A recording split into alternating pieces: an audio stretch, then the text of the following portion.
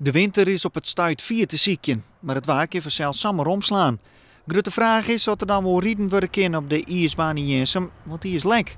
Van het weekend nog gaat de ijsclub de baan heel door voorin litten.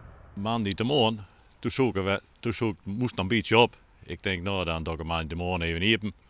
Maar toen zei ik, verdorie, hij rent weer helemaal leeg. Nou, het jongen kwam beginnen even del en weer mooi vol. En je komt er van een moordel en dan zie je de skiepken eruit op. En nu krijg ik nog in het toren hier in het jubileum hier, dat we 150 jaar bestaan.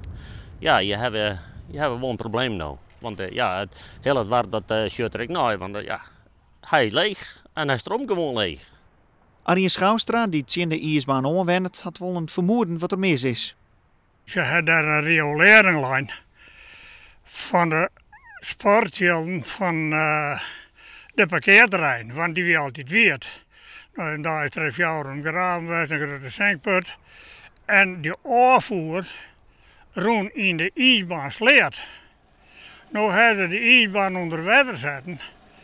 En nu rent het water door die buis de riolering in. Dat ijsbaan rent leeg en de riolering zit vol. We zullen het gat dichtmaken met hier bij de riolering. En daar zal wat voorkomen maar dat het water in de fut kan. Ja, je weet niet hoe groot die buis is en wat er precies onder zit, want dat weten wij niet. Ja, misschien moet de gemeente er ook bij halen, want ja, die had die riolering online. En dan in Ien liep het er help te komen. Dit groen verzetbedrijf is toch de gemeente bellen om het probleem op te lossen.